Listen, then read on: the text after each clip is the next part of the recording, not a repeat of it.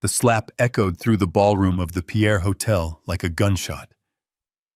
My daughter-in-law Tiffany did not just want my blessing. She wanted the keys to my penthouse. And when I said no, she struck me across the face in front of 150 guests.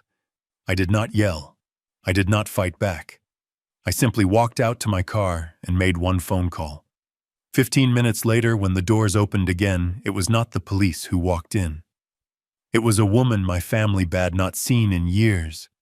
And when they realized who she was, the color drained from their faces and the real crying began.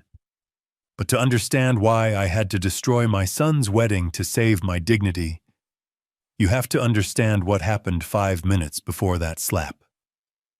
My name is Harrison Caldwell. Most people call me Harry.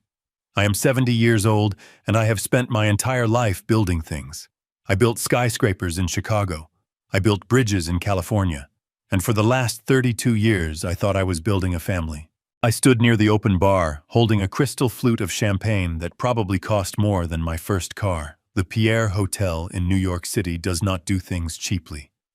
The chandeliers above me were gleaming with thousands of crystals. The jazz band was playing a soft, expensive tune. The flowers alone, white orchids imported from Thailand, had cost me $40,000. In total, I had written a check for $250,000 to make this night perfect. $250,000. That is $250,000 for a party that lasts 6 hours. But I did it for Jason. He is my only son. My late wife Martha would have wanted him to have the best. She passed away 2 years ago, and since then, Jason has been my whole world. I watched him dancing in the center of the floor with his new wife, Tiffany. She looked stunning, I have to admit. Her dress was a custom Vera Wang piece that I also paid for. But as the song ended, she did not stay with her husband to enjoy the moment. She smoothed her dress, looked around the room, and then walked straight toward me. Her eyes were not filled with gratitude. They were not filled with the joy of a new bride. They were focused and sharp like a hawk spotting a field mouse in the grass. I smiled as she approached. I thought she was coming to thank me, maybe to give me a hug, maybe to tell me that she wished Martha was here to see this. I was ready to be the proud father-in-law. She leaned in close, smelling of expensive perfume and champagne. She whispered in my ear, but her voice was ice cold. Harry, give me the keys to the Manhattan penthouse. Right now. My parents need to stay there tonight. I blinked. I thought the music was too loud. I thought I had misheard her. I said, "Excuse me, Tiffany?" She sighed, rolling her eyes as if I were a slow child. My mom and dad, Harry. They hate their hotel room. The bed is too hard and the room is too small. They want to stay at the penthouse tonight. Give me the keys. I felt a cold knot form in my stomach. The penthouse on 5th Avenue was not just an apartment. It was my home. It was where Martha and I had lived for 40 years. It was filled with her antique books, her art collection, her clothes that still hung in the closet because I could not bear to pack them away. I was currently living there. It was my sanctuary. I looked at Tiffany, trying to keep my voice steady. I said, "Tiffany, that is my home. I booked a luxury suite for your parents at the St. Regis. It is a 5-star hotel. It is fully paid for. It is literally down the street." She stepped closer, invading my personal space. Her nails dug slightly into my tuxedo sleeve. She hissed, "The St. Regis is old and stuffy. They want the view from the penthouse. They want the space. And honestly, Harry, you are barely there anyway. You are just one old man in 4,000 square feet. It is ridiculous. Just hand them over. Jason promised me you would do it." My blood ran cold. Jason promised. My son had promised away my home without even asking me. I looked over at Jason. He was laughing with his groomsmen, oblivious. Or maybe he was avoiding eye contact. I straightened my back. I have negotiated with union leaders and hostile board members for 40 years. I was not going to be bullied by a 28-year-old Instagram model. I said, no, that is final. My wife's things are there. It is not a hotel for your parents. Tiffany's face twisted. The beautiful bride mask fell off completely. She looked at me with pure, unadulterated venom. She raised her voice, not caring who heard. She said, "Oh, for God's sake! Martha is dead, Harry. She has been dead for 2 years. She is a rotting corpse in the ground. Why are you hoarding a dead woman's junk? You are just a selfish, lonely old man who cannot let go." The disrespect took my breath away. It felt like a physical punch to the gut. She had spoken about Martha, the kindest woman who ever lived, as if she were trash. I felt my hand shake. I reached out to gently move her hand away from my arm, needing to create distance. I said, "Do not speak about my wife like that. You have no right." And then it happened. She raised her hand. Snap! The sound was incredibly loud. It cut through the jazz music like a gunshot. It stopped the conversations at the nearby tables. My cheek burned with a fierce, stinging heat. She had slapped me, hard, right in the middle of the ballroom at the Pierre. The music stopped. The chatter died. 150 heads turned toward us. The silence was heavy, suffocating. I stood there, my hand touching my stinging cheek, looking at the woman my son had just married. Her chest was heaving, her eyes wild with entitlement and rage. She did not look sorry. She looked furious that I had defied her. I looked for Jason. I saw him rushing over from the other side of the dance floor. And for a split second, I had hope. I thought he would be angry. I thought he would defend his father. I thought he would be the man I raised him to be. Jason grabbed Tiffany by the shoulders, but he looked at me. His eyes were pleading, weak. He whispered, "Dad, why did you have to provoke her? You know she is stressed. Just give her the damn keys. Don't ruin this for me." My heart shattered. It didn't break. It shattered into dust. My son just watched his wife assault me and he blamed me. He wanted me to hand over my home to keep the peace. I looked at Jason. I looked at Tiffany, who was now fixing her hair and glaring at me. I realized then that I was alone in that room. Despite the money, despite the years of love I poured into that boy, I was just an obstacle to them. A wallet. A resource to be used and discarded. I did not scream. I did not hit her back. I did not make a scene. I gently placed my champagne glass on the nearest table. The clink of the glass against the coaster was the only sound in the room. I looked at Jason one last time with a look that I hope haunts him for the rest of his life. I turned my back on them. I walked through the silent crowd. I could feel their eyes on me. I could hear the whispers starting. But I kept walking. I walked out of the ballroom, down the grand staircase, and out into the cold New York night. The valet brought my car, my old Lincoln. I sat in the driver's seat, my cheek still throbbing. I pulled out my phone.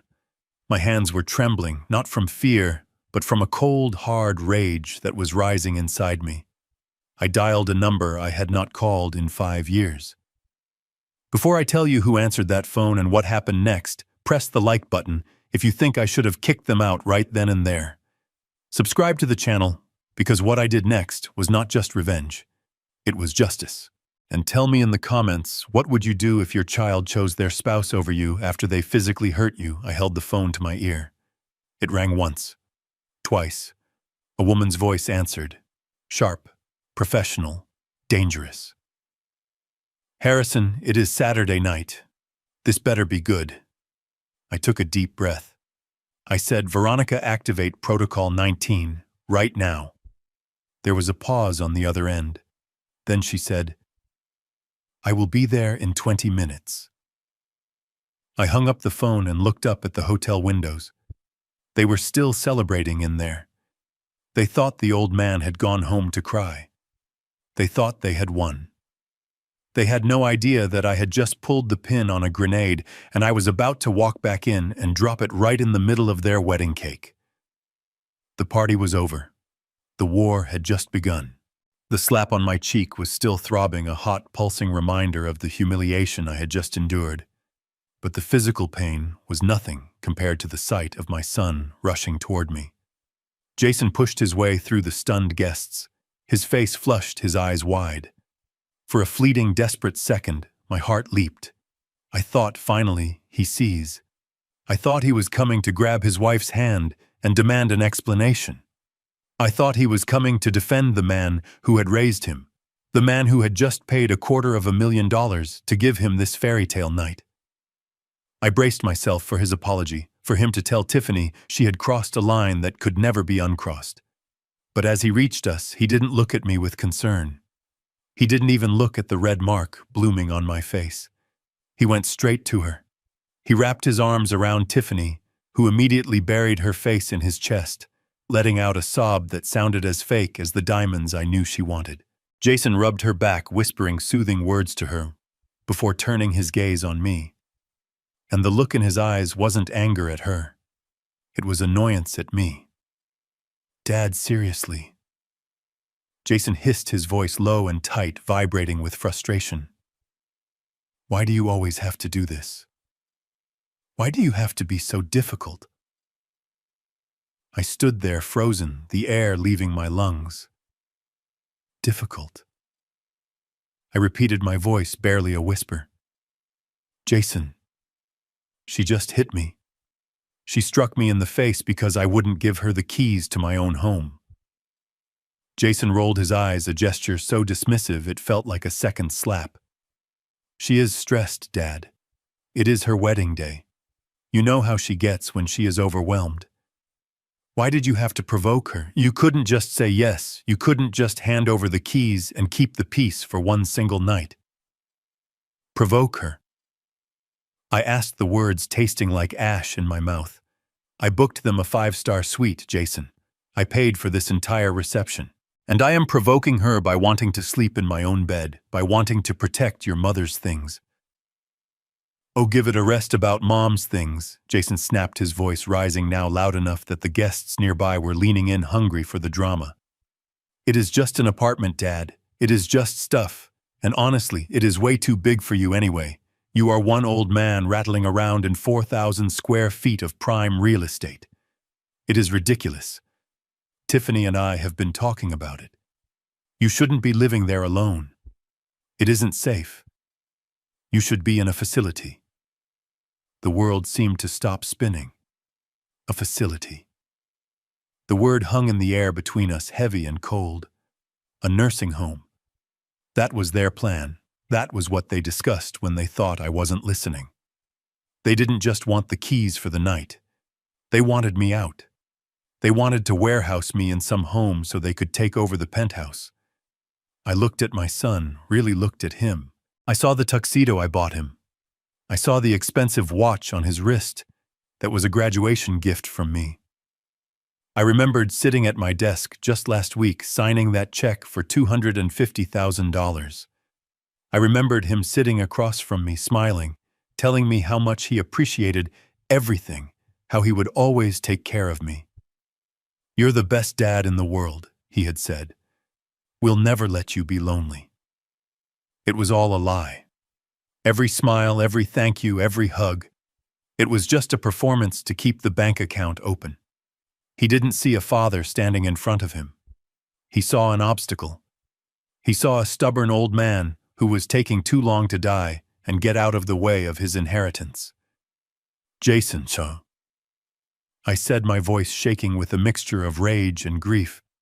"I raised you better than this. I gave you everything. And this is how you repay me, by standing there holding the woman who assaulted me and telling me I belong in a nursing home." Jason's face turned an ugly shade of red. "Stop throwing your money in my face," he shouted. "That is all you ever do. You think because you write the checks you get to control us. You think you own us. We are adults, Dad. If you want to be part of this family, you need to make sacrifices. Just give her the damn keys and stop ruining my wedding." be part of the fit, or part of the family. He was threatening to cut me off if I didn't let them rob me. I looked at Tiffany. She had lifted her head from his chest. She wasn't crying anymore. She was looking at me with a triumphant smirk, her eyes cold and hard. She knew she had won. She had turned my own son into her weapon. I felt a sudden strange clarity. The confusion vanished. The hope vanished. The father who would do anything for his son died in that moment right there on the ballroom floor. I looked down at the crystal champagne flute I was still holding. I looked at the golden bubbles rising delicate and expensive. I reached out and placed the glass on a high-top table next to me. I set it down gently with deliberate care. The soft clink of glass on glass was the only sound I heard louder than the murmurs of the crowd. It was the sound of a door closing. It was the sound of a checkbook snapping shut forever. "I am done," I said. It wasn't a shout. It was a statement of fact. What Jason asked, frowning, looking confused by my sudden calm. "What does that mean, give me the keys, Dad?" I didn't answer him. I didn't look at him again. I turned my back on them both. I turned my back on the son I had adored since his first breath. I started to walk. I walked away from the head table, away from the dance floor, away from the life I thought I had. As I walked away, Tiffany realized she was losing her audience, losing control of the narrative. She screamed out, her voice shrill and piercing. "He is drunk, look at him. He is walking away because he knows he is wrong. He just insulted my parents. He called my mother trash. He is ruining everything." The whispers grew louder. I could feel the eyes of 150 people boring into my back. "Can you believe him? What a terrible father. Poor Jason." They judged me based on her lies. They judged me without knowing I was bleeding inside. I kept walking. I didn't stop to defend myself. I didn't turn around to scream the truth. They wouldn't listen anyway. They wanted the show. Jason's voice followed me, desperate and angry. "Dad, if you walk out those doors, don't bother coming back. You hear me? Don't come back until you have those keys." I reached the double doors of the ballroom. I pushed them open and stepped out into the lobby. The heavy doors swung shut behind me, muffling the noise of the party, muffling the shouts of my son. I was alone, in the quiet elegance of the hotel lobby. I walked out the front entrance. The valet saw me and ran to get my car. I stood on the curb, and the night wind hit me hard. It was biting and cold, stinging my eyes, slapping my skin. But it felt honest. Unlike the warmth inside that ballroom, the cold out here was real. The valet pulled up in my old Lincoln. I tipped him, got in, and shut the door. The silence of the car wrapped around me. I sat there for a moment, my hands gripping the steering wheel, staring at the dark street ahead. I touched my cheek. It was still hot. I wasn't just sad. I was done being sad. A cold, hard resolve was settling in my gut. They wanted the keys. They wanted the house. They wanted to erase me. I pulled my phone from my pocket.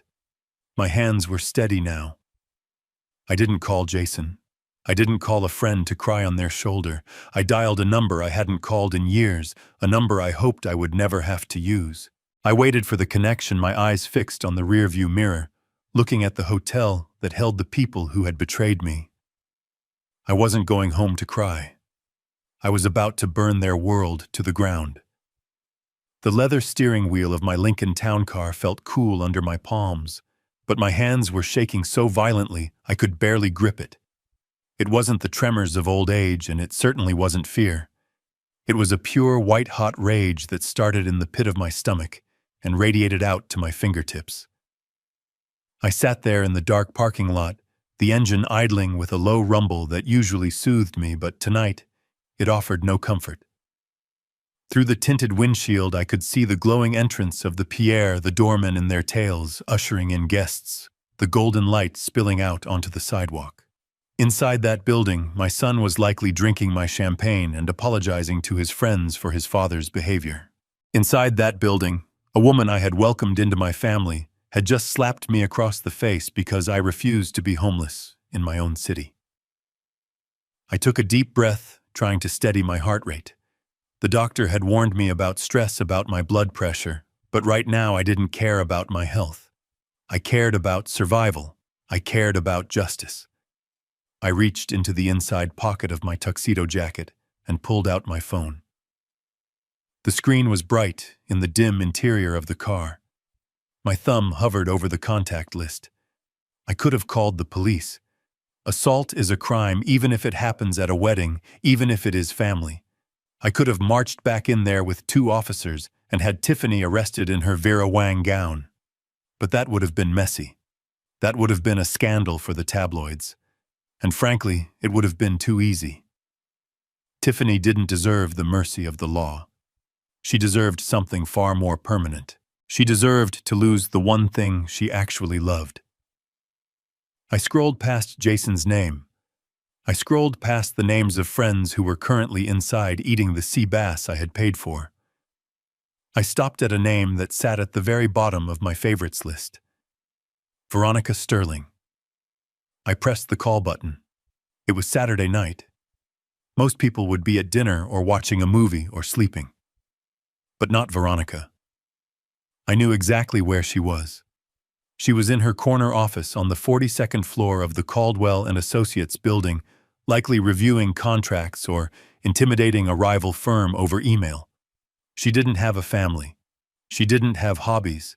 She had the law, and she had an undying loyalty to the company we built together. The phone rang once, twice.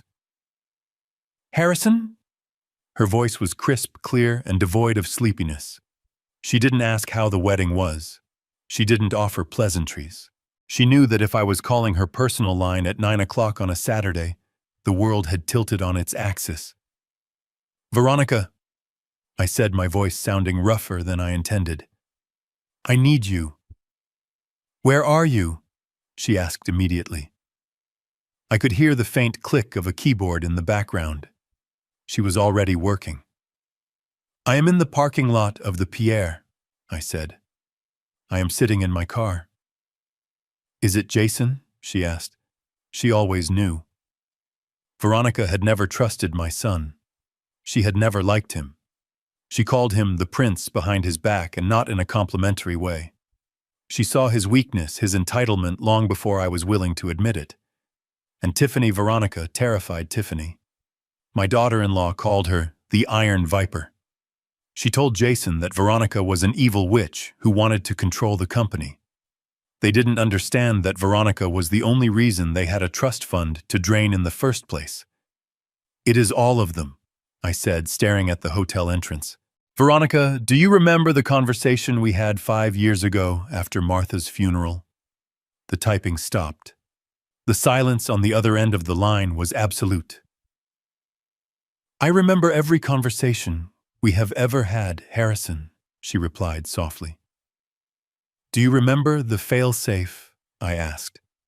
"The document we drafted, but never notarized, the one we hoped would stay in the vault forever." "I have it on my screen right now," she said. "I pulled it up the moment I saw your name on the caller ID." I closed my eyes.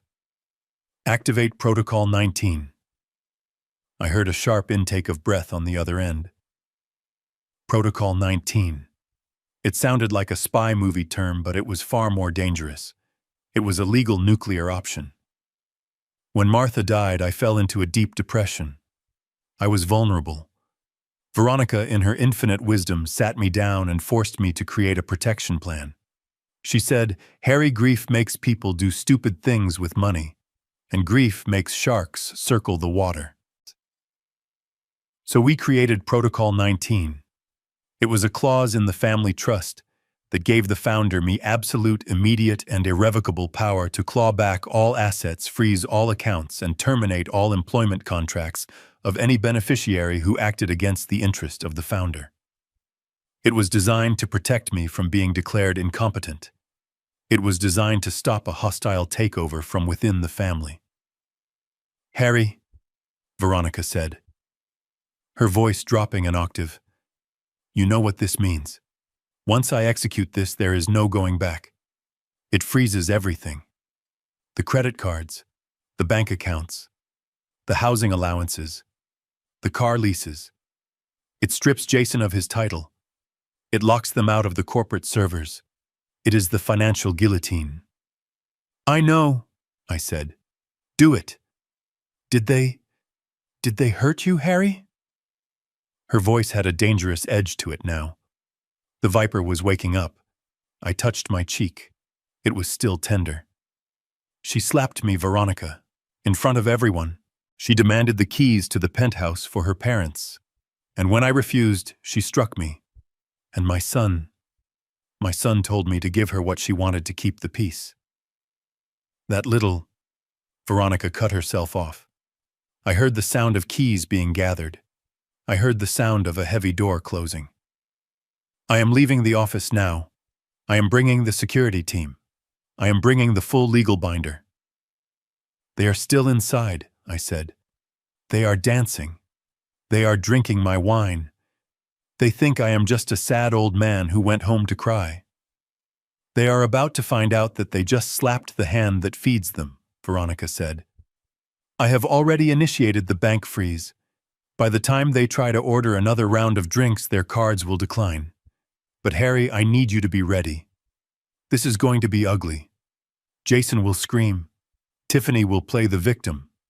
They will accuse you of everything under the sun. I am ready, I said. And I was. The sadness was evaporating, replaced by a cold clarity. I remembered the man I used to be before I retired. The man who negotiated steel contracts. The man who fired incompetent managers. I had let that man sleep for too long. I am 20 minutes away, Veronica said. I am bringing the papers for you to sign. Do not go back in there alone. Do not engage with them until I arrive. Stay in the car. Keep your head cold, Harry. We are going to take back everything. Veronica, I asked before she hung up. Yes, Harry. Bring the eviction notices for the penthouse, too. I have a feeling I am going to need them tonight. Consider it done, she said. The line went dead.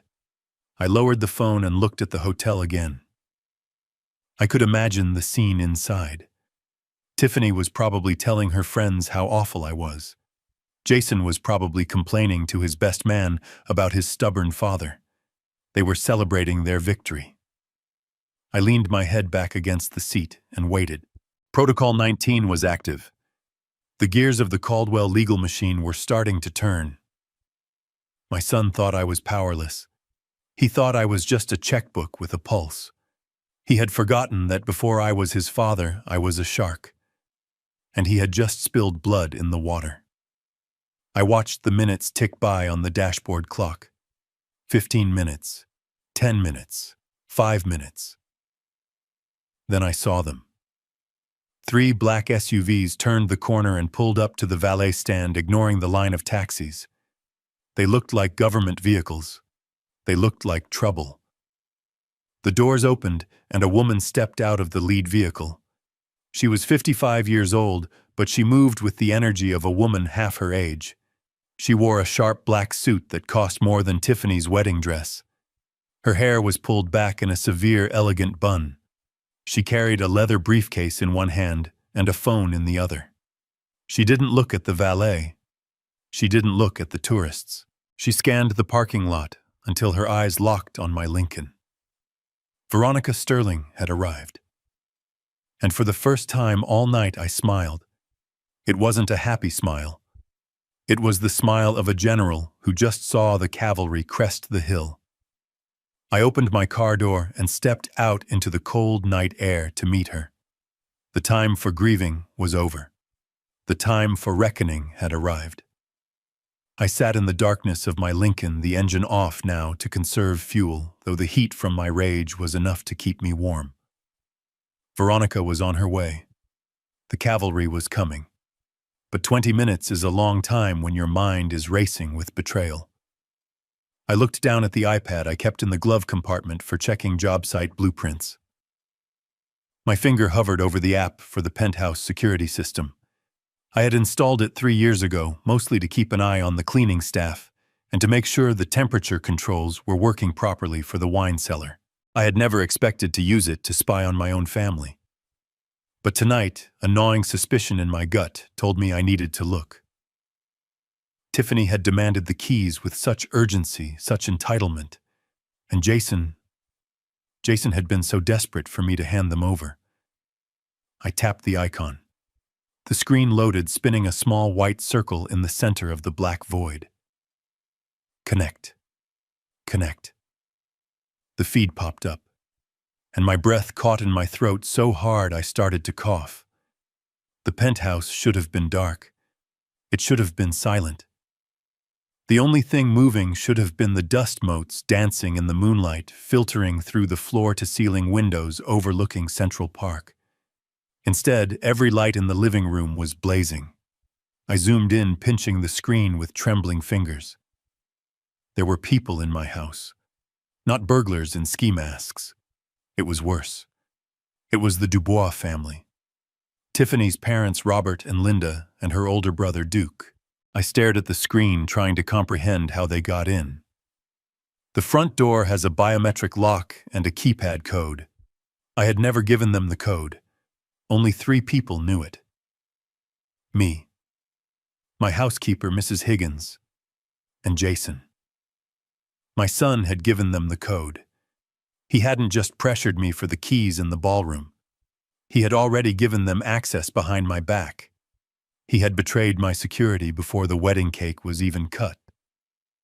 I watched horrified as Robert Dubois, a man who had declared bankruptcy twice and borrowed money from me for his tuxedo rental, stood by my custom-built walnut bar. He was holding a bottle of wine. I recognized the label even on the small screen. It was a Chateau Margaux 1982. A bottle worth thousands of dollars. A bottle I had bought with Martha on our trip to France, saving it for our 50th anniversary. A date she never lived to see. Robert didn't use a corkscrew properly. He was hacking at the foil with a steak knife from my kitchen. He popped the cork, spilling dark red liquid onto my Persian rug. He didn't care. He didn't even notice. He took a swig directly from the bottle, wiping his mouth with the back of his hand, laughing as he said something to his wife. I switched the camera view to the master bedroom. My sanctuary. The room where I had held Martha's hand as she took her last breath. Linda Dubois was there. She had opened the walk-in closet, my wife's closet, the one I had kept exactly as she left it, with her scent still lingering on the fabrics. Linda was pulling clothes off the hangers. She was throwing Martha's silk blouses onto the floor like they were rags at a discount bin. Then I saw her pull out the white mink coat. It was the coat I gave Martha for her 60th birthday. She loved that coat. She treated it like a treasure. Linda Dubois put it on. It was too tight for hers, but she forced her arms through the sleeves. She spun around in front of the full-length mirror, preening, posing. I turned up the volume on the iPad. The microphone in the camera picked up her voice clearly. "Look at me, Bob," she shouted toward the living room. "I look like a queen in this thing. Can you believe the old hag kept this locked away?" She smoothed the fur, looking at her reflection with greedy eyes. Then she laughed, a harsh cackling sound. Honestly, it is a good thing she died. At least now someone with actual style can enjoy this stuff. She probably saved it for church. What a waste. A good thing she died. The words echoed in the small cabin of my car. Tears pricked my eyes, hot and sudden. Not tears of sadness. Tears of pure, unadulterated fury. She was wearing my dead wife's coat, standing in my dead wife's bedroom, celebrating her death so she could play dress-up. I switched the camera again. I needed to see where Duke was. Duke was the black sheep of the Dubois family, which was saying something. A gambling addict with a history of petty theft. I found him in my study. He wasn't admiring the view. He was behind my desk. He had moved the painting of the Hudson River School that hung on the north wall. Behind it was my wall safe. Duke was sweating. I could see the sheen on his forehead, even in the night vision mode. He was holding a screwdriver and a hammer he must have found in the utility drawer. He was trying to pry the digital keypad off the safe door.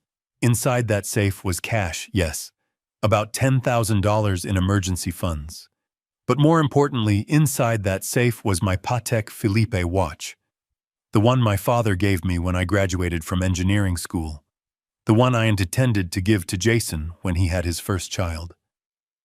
Duke wasn't trying to guess the code. He was trying to break it open by brute force. He was hacking at the steel, scratching the finish, desperate for a score. "Come on, you piece of junk," he muttered, swinging the hammer. Bang, bang.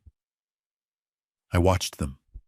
The father drinking my memories, the mother wearing my grief, the son trying to steal my legacy. They were like locusts. They had swarmed my life, invited in by my own son, and now they were stripping the carcass clean before the body was even cold. They weren't just guests, they were invaders, and they felt entitled to everything. They thought I was just the bankroll, the old fool who would pay the bills and disappear into the background.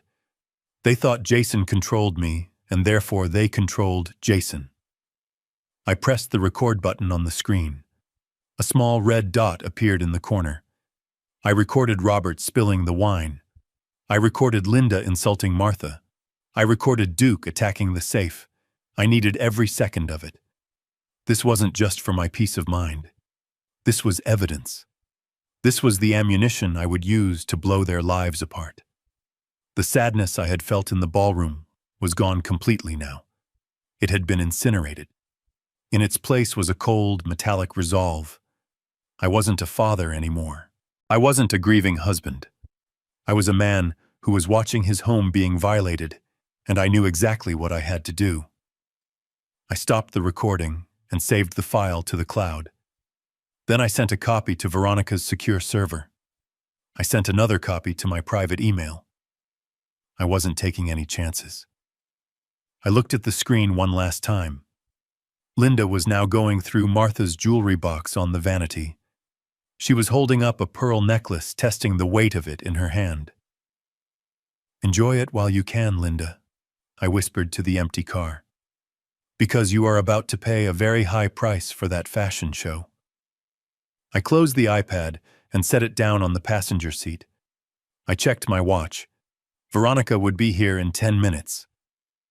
10 minutes until the hammer dropped. My phone buzzed in my hand. I looked at the caller ID. It was Jason. Of course it was. He probably wanted to know if I had come to my senses. He probably wanted to know if I was bringing the keys back like a good, obedient father. I stared at the phone, watching his picture flash on the screen. It was a photo from his college graduation. We were both smiling. I had my arm around him. He looked so proud, so full of potential. I didn't answer. I let it ring. I wasn't ready to hear his voice yet. If I spoke to him now, I might say something that would warn him. I might scream. And I needed him to be surprised. I needed him to be blindsided. The ringing stopped. Then a text message popped up.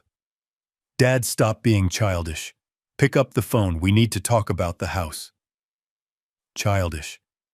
I laughed, a short, dry sound in the darkness. He thought this was a tantrum. He thought this was a negotiation. He had no idea that while he was texting me, his in-laws were committing felonies in my living room. He had no idea that he had just handed me the sword I would use to cut him out of my life. I looked back at the hotel. The lights were still bright. The party was still going. But the clock was ticking. And when midnight struck, Jason Caldwell was going to turn into a pumpkin. A broke, homeless pumpkin. I tapped the steering wheel, waiting for the black SUVs to arrive. The anger had settled into a focus so sharp it felt like a weapon. I was ready. Bring on the Viper. Bring on the police. Let's see how much Tiffany likes the penthouse when she is being dragged out of it in handcuffs. The phone in my hand vibrated again, a persistent, angry buzz that demanded attention. It was Jason.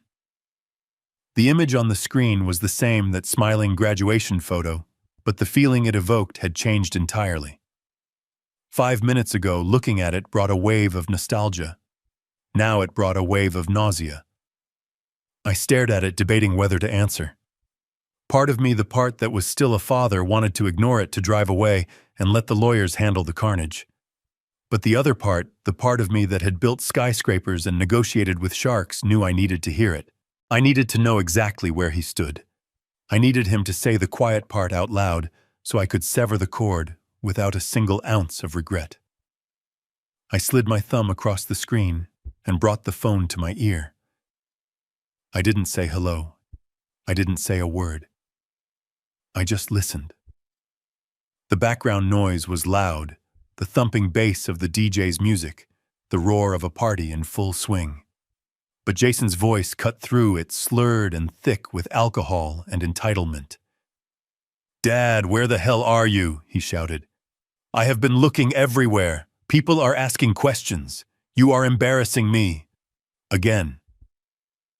I looked at the iPad on the passenger seat, where the silent video feed showed his brother-in-law trying to smash open my safe. "You are embarrassed," I said, my voice dangerously calm. "That is interesting, Jason, because I am currently watching your in-laws loot my home like common criminals." He didn't even pause. He didn't sound surprised. He didn't deny it. He just huffed a sound of pure exasperation. "Oh, stop being so dramatic," he slurred. "They are just making themselves comfortable. I told them they could stay there. It is not a big deal."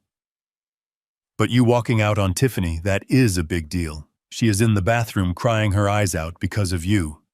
"She slapped me, Jason," I reminded him, though I knew it was pointless. "She is under a lot of stress," he yelled, and I could hear the spit hitting the microphone. "You pushed her. You are always pushing. But you know what? I am done playing the nice guy. I am done asking. You need to turn this car around right now.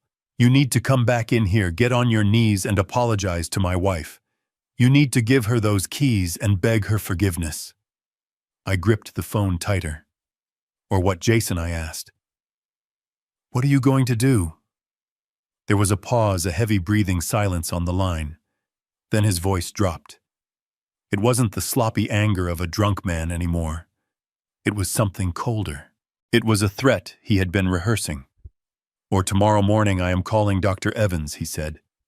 "I am going to tell him about your episodes, about how you have been forgetting things, how you have been aggressive, how you are not yourself." I frowned.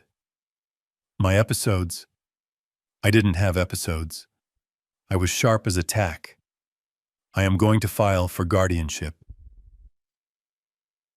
"Dad." Jason said the words sliding out of him like oil. "I have already talked to a lawyer about it. We can prove you are mentally incompetent.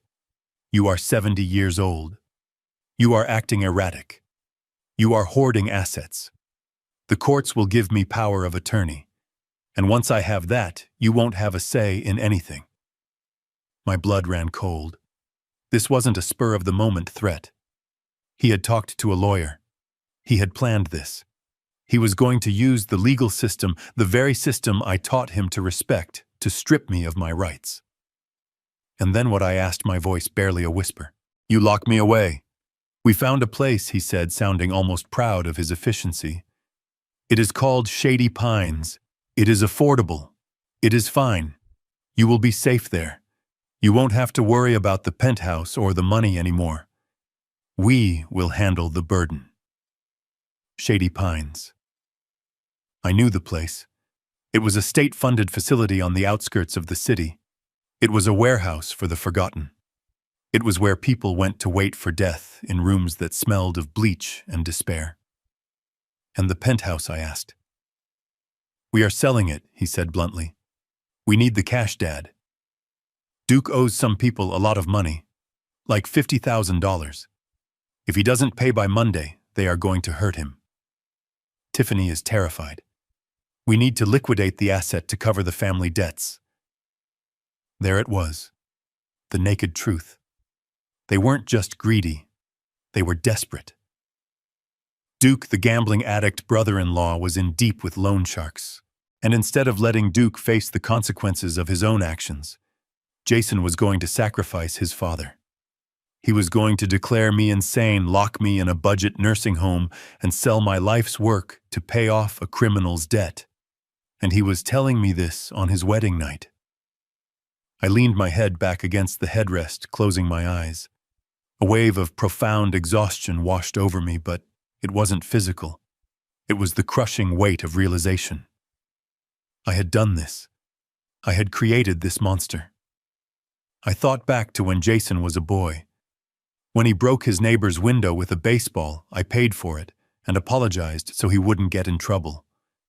When he failed his math class in high school, I hired a private tutor to do the work with him so he wouldn't have to attend summer school. When he totaled his first car, I bought him a safer, newer one the next week because I couldn't bear the thought of him taking the bus. I had smoothed every road. I had cushioned every fall. I had taught him that consequences were things that happened to other people, not to Caldwell's. I thought I was being a good father. I thought I was giving him the life I never had. But I was wrong. I hadn't raised a man. I had raised a parasite. I had raised a weak, spineless creature who would cannibalize his own creator rather than stand on his own 2 feet. This wasn't just betrayal. It was a harvest. I was reaping exactly what I had sown for 32 years. But the harvest season was over. The sadness evaporated, leaving only a cold, hard resolve. I opened my eyes and looked at the hotel one last time. I looked at the light spilling from the windows, imagining Jason standing there in his tuxedo, phone pressed to his ear, thinking he held all the cards. He thought he was the king. He thought I was the pawn. He had no idea that the queen was already on the board and she was bringing a sledgehammer. Dad, Jason said, his voice impatient. Are you there? Did you hear me come back and fix this? Or I swear by Monday morning you will be eating Jell-O in a shared room at Shady Pines. I looked at the dashboard clock. Veronica would be here in less than 5 minutes. The police were already en route to the penthouse. The trap was set. I sat up straight. I adjusted my cufflinks. I cleared my throat. I heard you, Jason, I said. My voice was steady. It was the voice I used when I fired a foreman for stealing copper wire. It was the voice of the chairman. Good, he said, mistaking my calmness for submission. So you are coming back. I looked at the rearview mirror, checking my reflection. I didn't look like an incompetent old man. I looked like Harrison Caldwell. I am not coming back to apologize, Jason, I said. What then? What are you doing? I am waiting, I said. Waiting for what? For you to learn the most expensive lesson of your life. Dad, stop speaking in riddles. I am warning you, I cut him off. I didn't shout. I didn't curse. I spoke with the finality of a judge delivering a sentence. Enjoy the party, son, I said softly. Drink the wine, eat the cake, dance with your wife, because this is it. This is the last party you will ever be invited to. I pulled the phone away from my ear. I could hear him shouting something, a tinny, desperate sound coming from the small speaker. Dad, don't you hang up on me. I pressed the red button.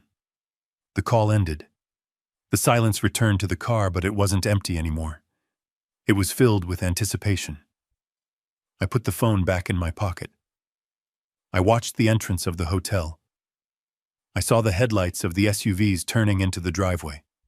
They moved in a convoy, sleek and dark and purposeful. Veronica was here. I opened the door of my Lincoln and stepped out onto the pavement. I buttoned my jacket. I took a deep breath of the cold city air. I wasn't a victim. I wasn't a scared old man. I was the storm, and I was about to make landfall. The Lincoln felt like a bunker now, a steel cage protecting me from the absurdity of the world outside. I checked my watch. Veronica was still 10 minutes away.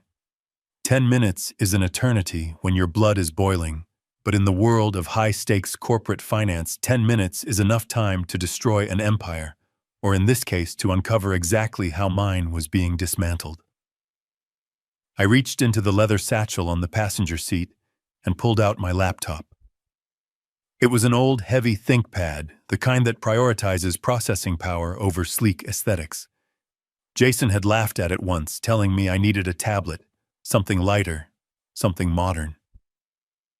He didn't understand that this machine held the keys to the kingdom. When I stepped down as CEO of Caldwell & Associates, I handed over the title, the corner office, and the public responsibilities. But I absolutely never handed over the root admin access to the company servers. I was the architect of the digital infrastructure, just as I was the architect of the skyscrapers we built. I left a back door that only I knew about, a God mode that allowed me to see everything, access everything, and override everything. I opened the laptop, the screen glowing blue in the darkness of the car. I connected to the secure server via the encrypted dongle I always carried. The login prompt blinked at me. User founder Zhao Xuan. I typed in the password, a string of 32 random characters I had memorized years ago. Access granted. I wasn't looking for construction schedules or architectural blueprints. I was following the money. Specifically, I was following the money flowing through the black card I had given Jason 3 years ago. It was supposed to be for business development and essential lifestyle maintenance. I had set a generous limit, assuming my son had the good sense to use it wisely. I pulled up the real-time transaction log. The screen filled with lines of data, a waterfall of spending. I scrolled past the expected extravagances. The dinners at Nobu, the suits from Tom Ford, the weekend trips to the Hamptons. Those were annoying symptoms of a spoiled child, but they weren't crimes. They were just the cost of doing business with a son who liked to play the part of a tycoon without doing the work. But then the patterns started to emerge. Anomalies. I saw a recurring payment to a vendor listed as Dubois Consulting Group. It sounded legitimate enough on the surface. A consulting firm. Maybe Jason was getting advice on management. But the amounts were erratic. $5,000 one week, $12,000 the next, $8,000 on a Tuesday. I clicked on the vendor details. The system pulled up the registered address and tax ID. My heart hammered against my ribs. The address wasn't a glass office tower in Midtown. It was a residential address in Queens. A rundown duplex. I knew that address. I had sent a Christmas card there last year. It was the home of Robert and Linda Dubois, Tiffany's parents. I dug deeper. I pulled up the invoices attached to the payments. They were laughable. Strategic life coaching. Interior design consultation. Event planning services. Dubois Consulting was a ghost. It was a shell company set up solely to siphon money out of my company expenses and straight into the pockets of my in-laws. In the last 6 months alone, Jason had transferred $50,000 to them. $50,000. That wasn't support. That was a salary for doing absolutely nothing. He was putting his father-in-law on my payroll under the guise of business expenses.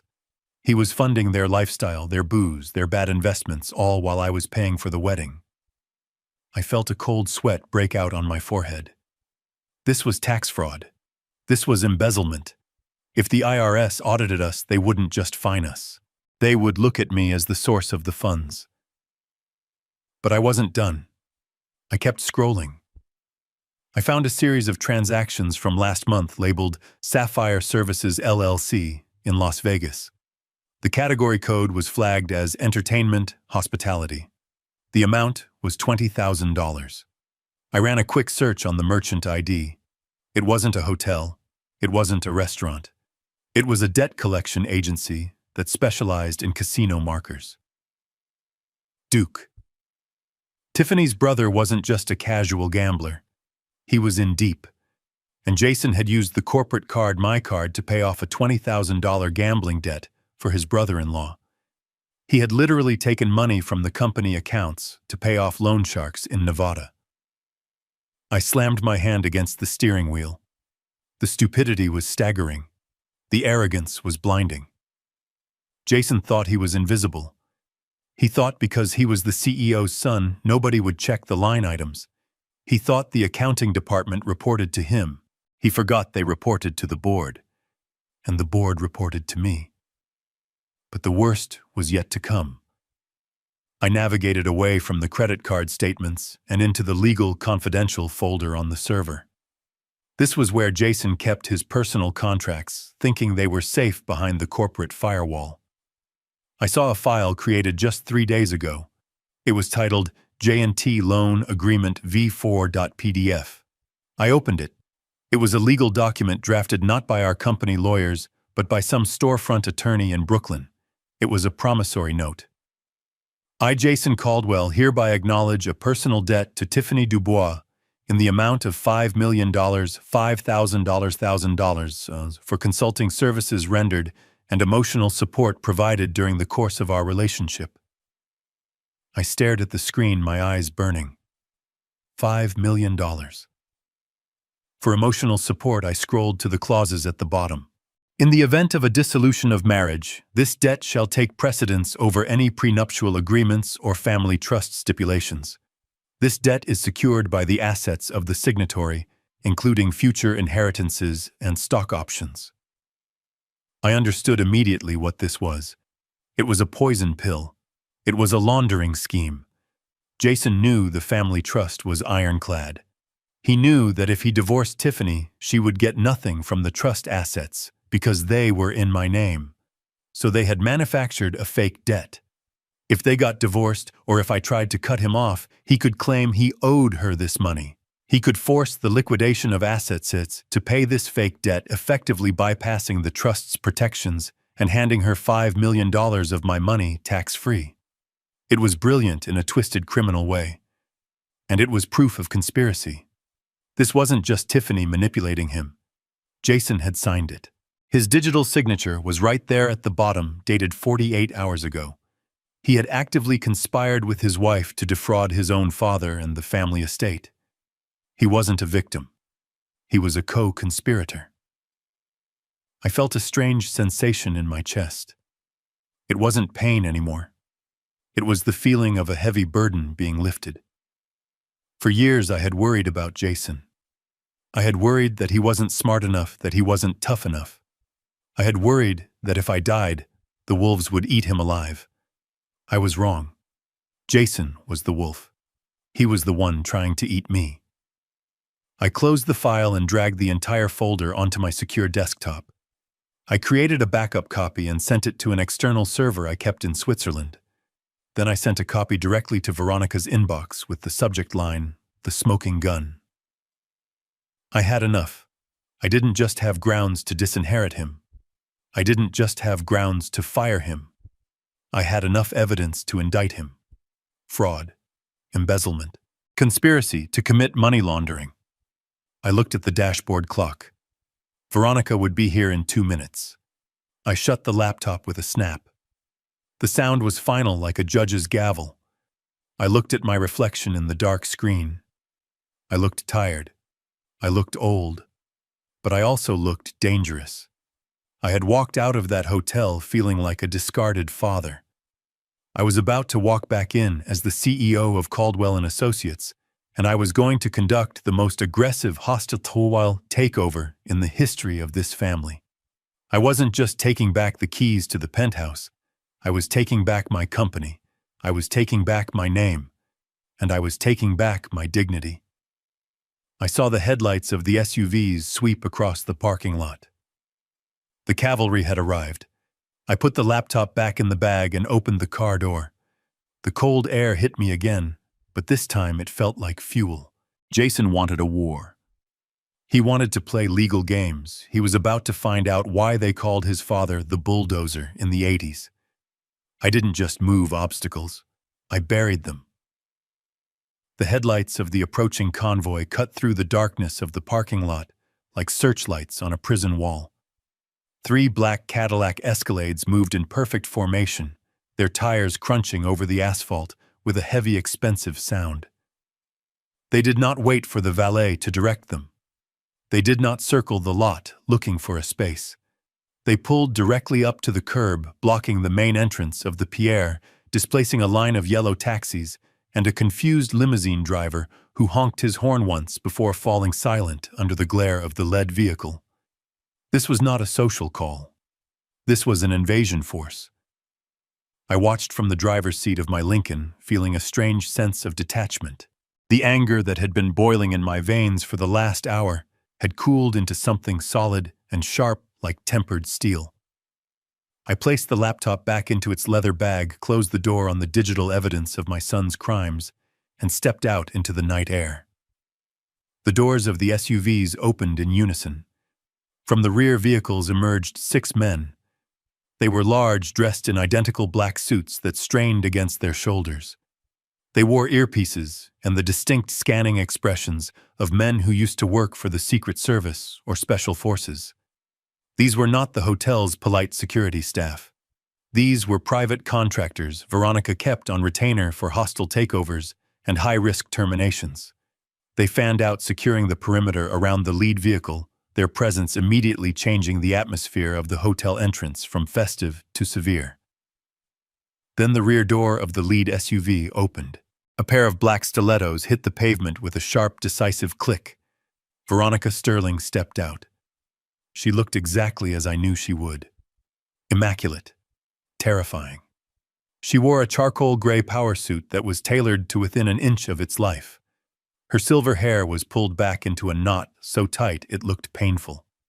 In her hand, she held a thick leather binder. She didn't look at the confused valets. She didn't look at the flashing lights of the city. Her eyes found mine, immediately locking onto me with a laser focus that had withered opposing counsel for 3 decades. Behind her, 4 more people exited the vehicle. I recognized them all. There was Marcus, the head of our litigation department. There was Sarah, a forensic accountant who could find a missing penny in a billion-dollar ledger, and 2 junior associates who looked terrified but ready to work. This was the War Council. I walked toward them. My legs felt heavy, but my spine was straight. As I approached, Veronica's eyes softened just a fraction, a microscopic crack in the armor that only I would notice. She scanned my face, lingering for a second on the red mark on my cheek where Tiffany had slapped me. Her jaw tightened, a small muscle jumping near her ear. "You look like hell, Harry," she said, her voice low and devoid of sympathy, which was exactly what I needed. Sympathy would have broken me. Her cold assessment just made me stronger. "I feel like I just woke up from a 30-year coma," I replied. She nodded, accepting the answer. She didn't offer a hug. She offered me the binder. It was heavy, weighing at least 5 pounds. "Here it is," she said, tapping the leather cover with a manicured fingernail. "The emergency court order." I woke up Judge Harrison. He wasn't happy, but once I sent him the evidence of the unauthorized transfers and the prenup fraud, he signed it electronically from his living room. "It grants you immediate temporary conservatorship over the family trust assets pending a full hearing. It gives us the legal authority to freeze everything, seize everything, and evict anyone occupying trust property." I took the binder. It felt like holding a loaded gun. "And the police?" I asked. "They are already at the penthouse," Veronica said. "My contact at the precinct said they are executing the warrant for criminal trespass and felony vandalism as we speak. We will see that footage shortly. But right now, our priority is the ballroom." I looked past her toward the revolving gold doors of the hotel. I could hear the muffled thump of the bass from the wedding band. I could imagine them inside. Jason was probably making a toast. Tiffany was probably dancing, the train of her dress swirling around her, thinking she was the Queen of New York. They were celebrating their victory over the old man. They were spending money they didn't have, living a life they hadn't earned, confident that I would eventually cave, that I would come crawling back with the keys and an apology. They had no idea that the Reaper was standing on their doorstep. "Are you ready for this?" Harry, Veronica asked. "Once we walk through those doors, there is no going back. You are not just crashing a wedding. You are dismantling your son's life in front of 150 witnesses. It will be brutal. It will be public. And he will never forgive you. I thought about the phone call. I thought about Jason threatening to lock me in a state facility. I thought about him paying off a gambling debt with my company funds while telling me I was incompetent. I thought about the slap. He made his choice, I said, my voice steady. He chose the money over the man. Now he gets to see what happens when the money fights back.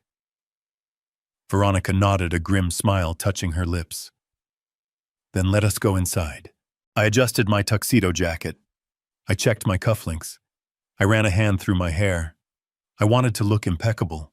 I wanted them to see exactly who they had underestimated. Veronica turned to the security team. Secure the exits, she ordered.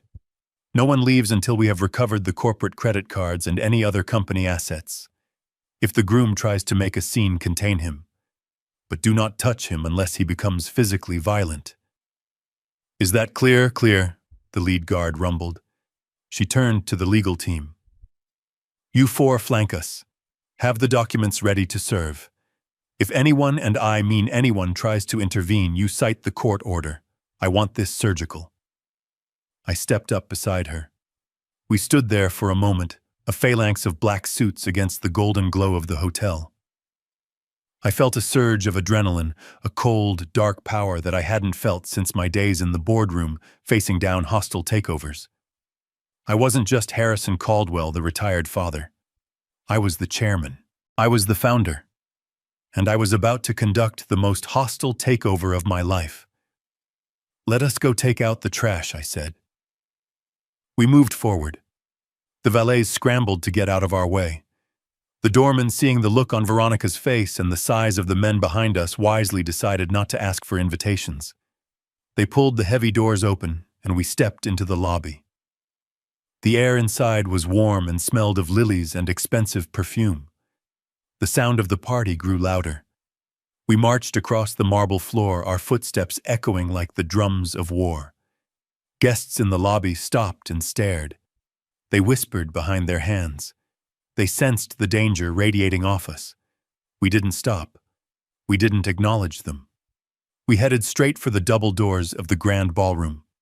I could hear the DJ's voice over the speakers. Ladies and gentlemen, please welcome back to the dance floor. The happy couple, Mr. and Mrs. Caldwell. Applause erupted inside. Cheering. I reached the doors. I didn't push them open gently. I didn't hesitate.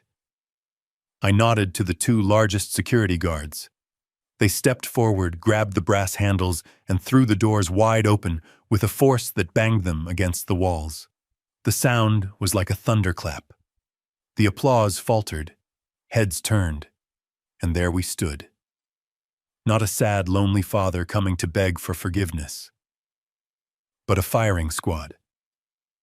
I stepped into the room, Veronica at my right hand, the army at my back.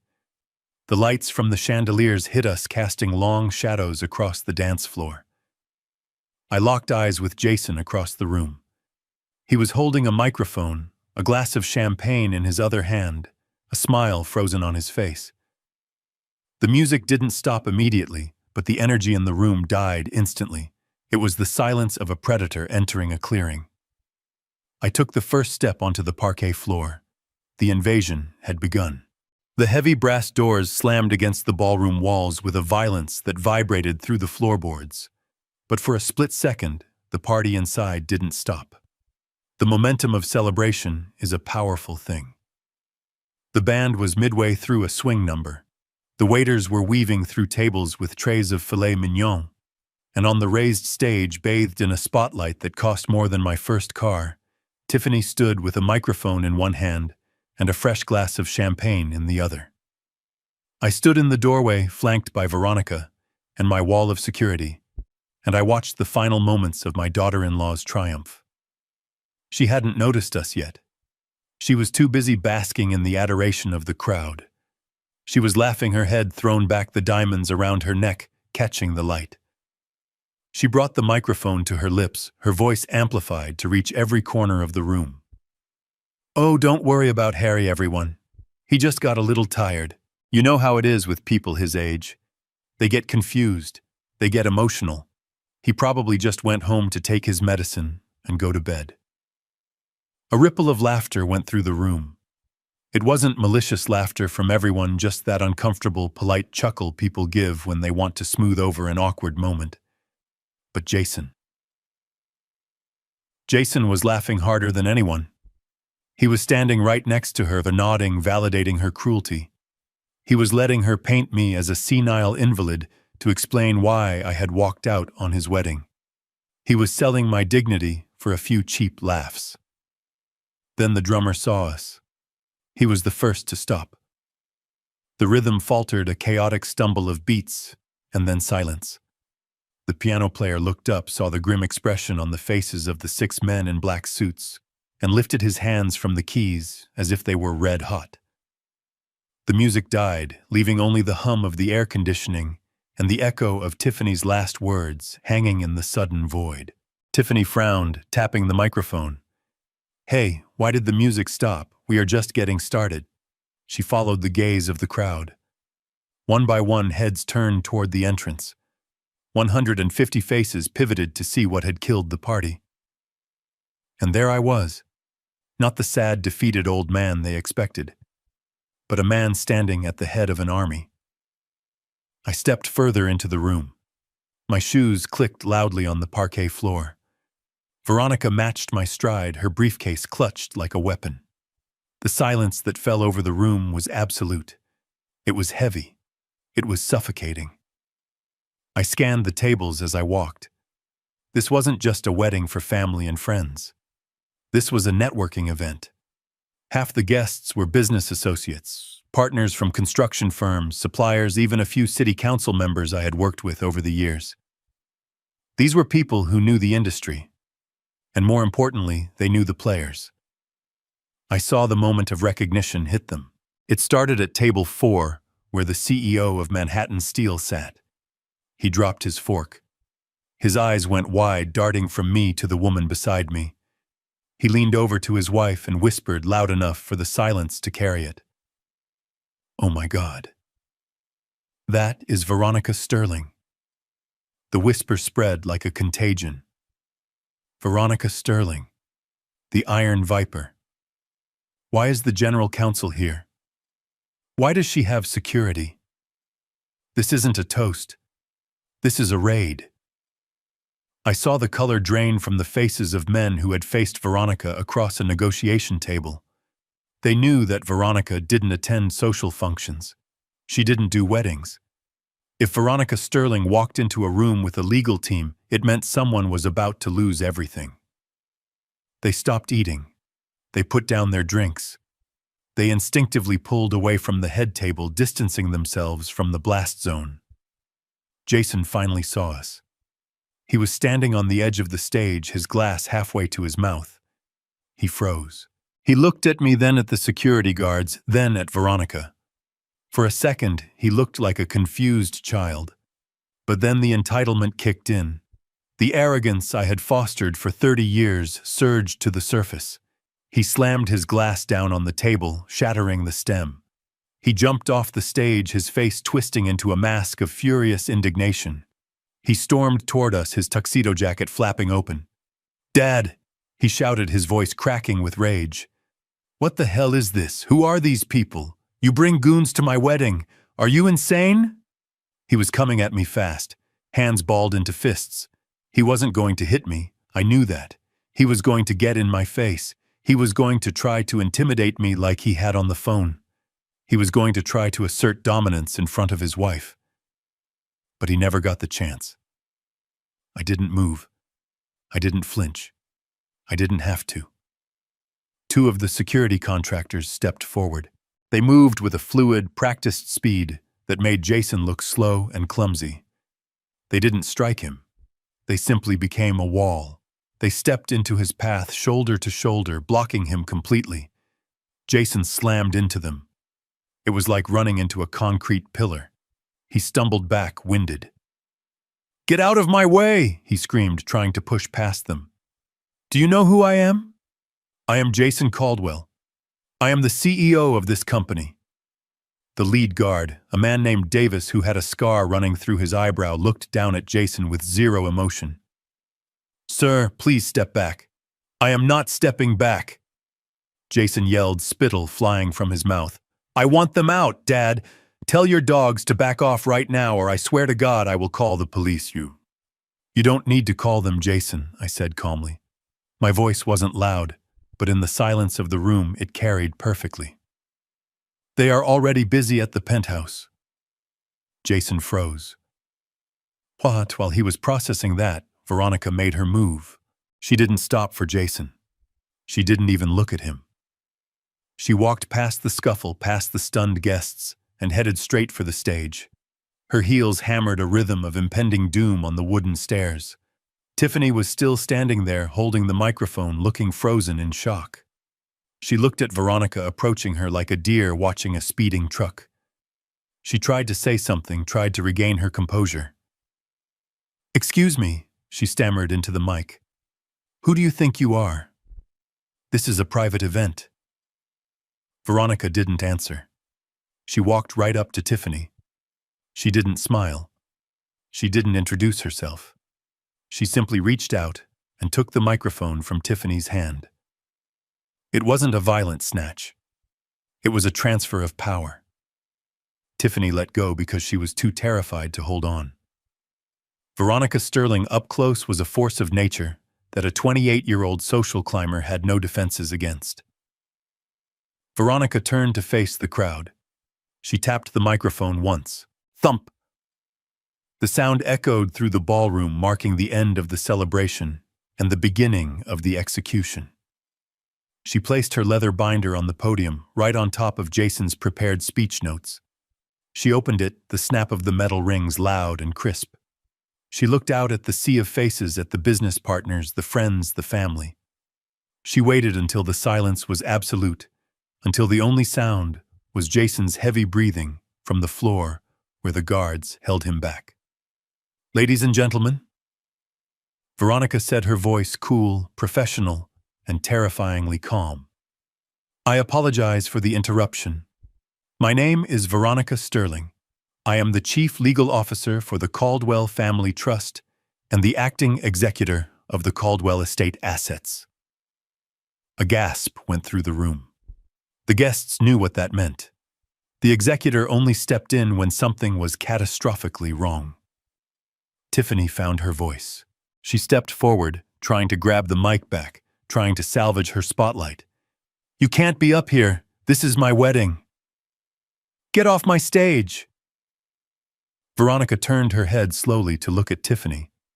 It was a look of such withering condescension that Tiffany actually took a step back. "Mrs. Caldwell," Veronica said, though the title sounded like an insult coming from her, "I am afraid you are mistaken. This is not your stage. This hotel ballroom was rented with funds from the Caldwell Corporation. The food, the wine, the flowers, the dress you are wearing. Every single molecule of this event was paid for by the man your husband just threatened to institutionalize." Tiffany went pale. Her eyes darted to Jason, looking for help. But Jason was powerless, walled off by my security detail. Veronica turned back to the crowd. She held up a document from the binder. It was a single sheet of paper stamped with the seal of the New York State Supreme Court. "I am here to enforce an emergency order," she announced, "due to gross misconduct, conspiracy to defraud, and acts of violence against the founder.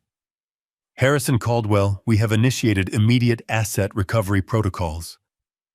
She paused, letting the words sink in. "As of 5 minutes ago, all corporate accounts associated with Jason Caldwell and Tiffany Dubois have been frozen. The credit cards used to secure this venue have been deactivated. The transfer of funds for the catering and entertainment has been reversed." She looked directly at the hotel manager, who was standing by the kitchen doors looking ready to faint. "Mr. Manager," Veronica said politely, "the check for this event just bounced. This party is no longer paid for. Unless Mr. Jason Caldwell has a personal debit card with $250,000 on it, I suggest you stop serving the champagne." The room erupted into chaos. Waiters stopped mid-step. The manager started speaking frantically into his radio. Guests began to stand up, sensing that the free ride was over. Veronica wasn't done. She looked down at Jason, who was staring up at her with a look of pure horror. "This party is terminated," she said, her voice cutting through the noise like a blade. "You have 10 minutes to vacate the premises before the hotel security removes you for trespassing. And Jason, do not try to call a car service. Your corporate Uber account has been suspended too. You are walking home."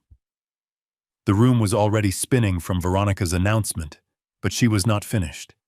She was not a lawyer who believed in leaving things to the imagination. She believed in evidence. She believed in the brutal, undeniable power of proof. Without saying a word, she turned to the AV technician, who was cowering behind his mixing board. She didn't need to threaten him. She simply pointed to the HDMI cable that was dangling from the podium, the one meant to display a slideshow of Jason and Tiffany's romantic journey. The technician scrambled to hand it to her. Veronica plugged it into her tablet. Behind us, a giant screen began to descend from the ceiling. It was 20 feet wide, designed to show happy couples frolicking on beaches or cutting cakes. Tonight, it would show a horror movie. The projector hummed to life. A beam of light cut through the dim ballroom, illuminating the dust motes before hitting the canvas. The image flickered for a second, then sharpened into focus. It was black and white footage.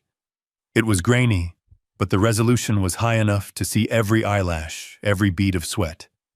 It was the security footage from the hotel lobby, time-stamped just 45 minutes ago.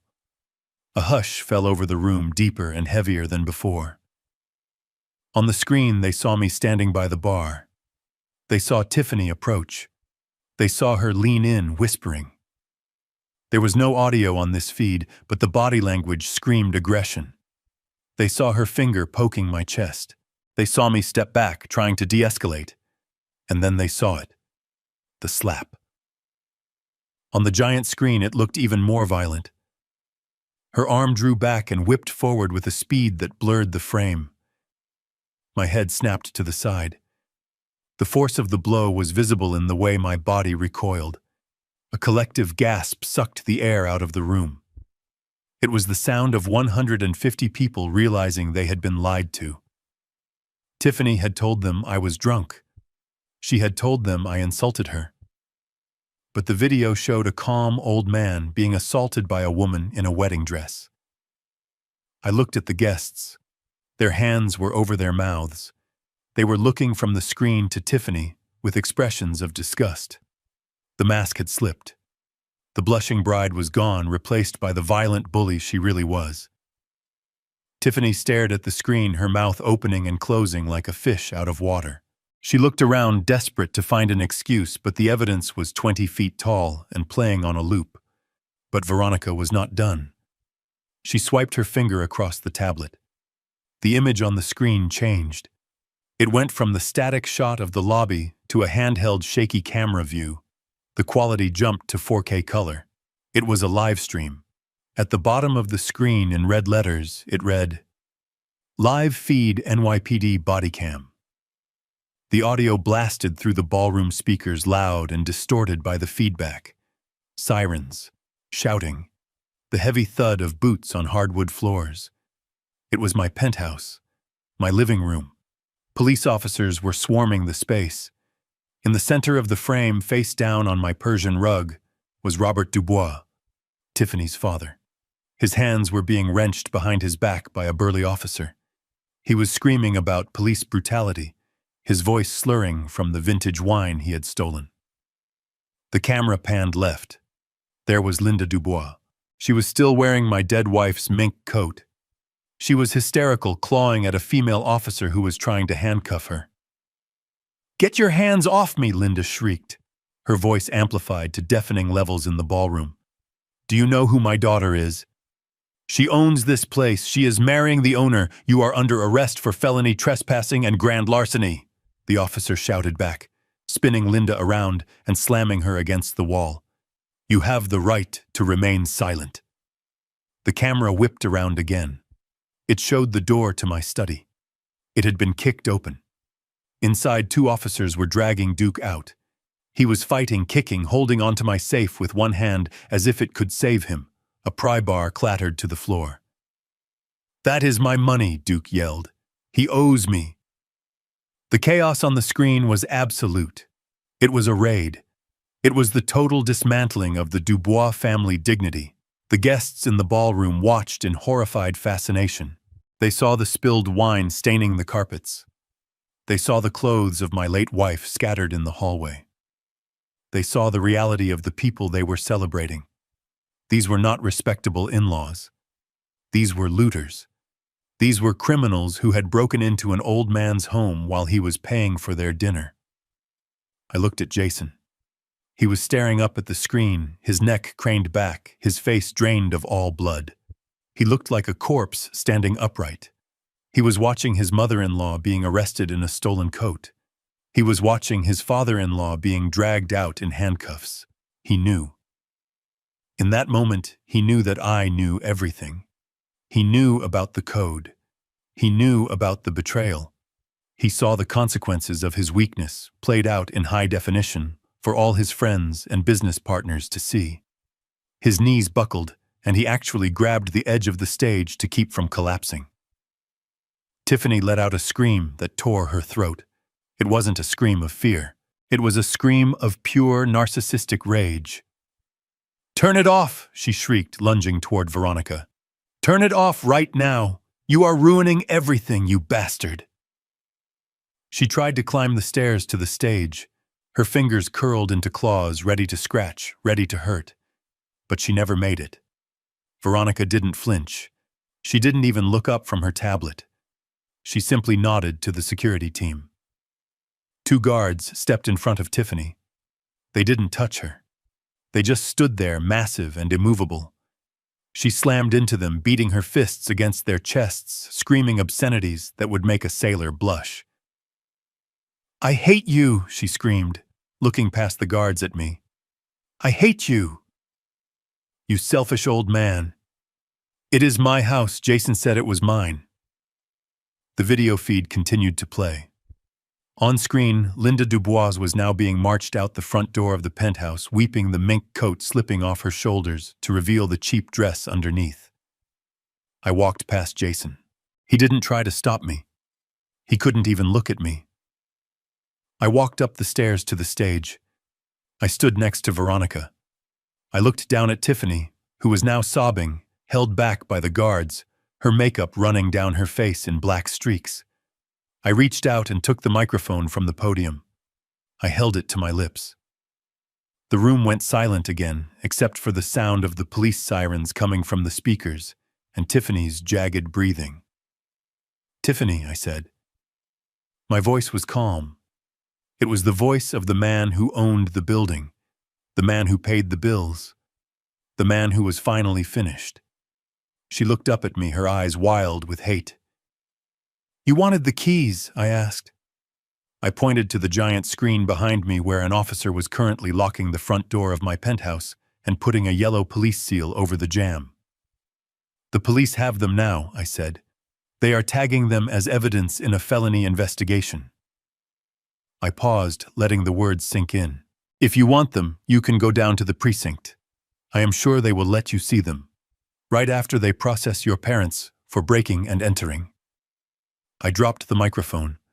It hit the floor with a heavy thud. The feedback squealed a sharp, piercing noise that signaled the end of the show. I turned to Veronica. She closed her binder with a snap. She tapped the tablet, and the screen went black, plunging the room back into the dim, romantic lighting that now felt grotesque. "Let us go," I said to her. We walked down the stairs. We walked past Tiffany, who had collapsed onto the floor in a pile of white tulle and misery. We walked past Jason, who was still clinging to the stage, staring at the blank screen, as if he could still see his life crumbling on it. We walked through the silent crowd of guests who parted for us like the Red Sea.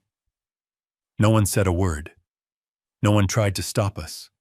They were too busy processing the fact that they had just witnessed a public execution. I walked out of the ballroom and into the lobby. I didn't look back. I didn't care about the whispers. I didn't care about the scandal. I had my dignity back.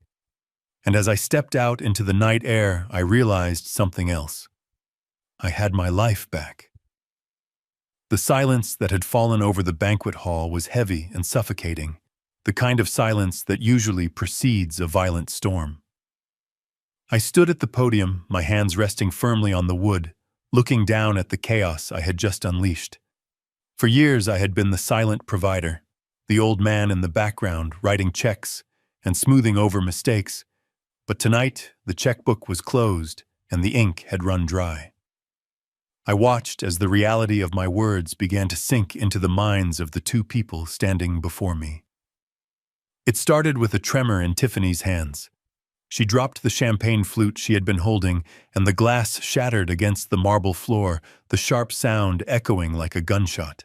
That sound seemed to break the spell. Tiffany turned to Jason. Her face, which had been a mask of triumphant arrogance just minutes before, was now twisted into a grotesque expression of panic and dawning horror. She grabbed the lapels of his expensive white tuxedo jacket, bunching the fabric in her fists, shaking him with a strength I did not know she possessed.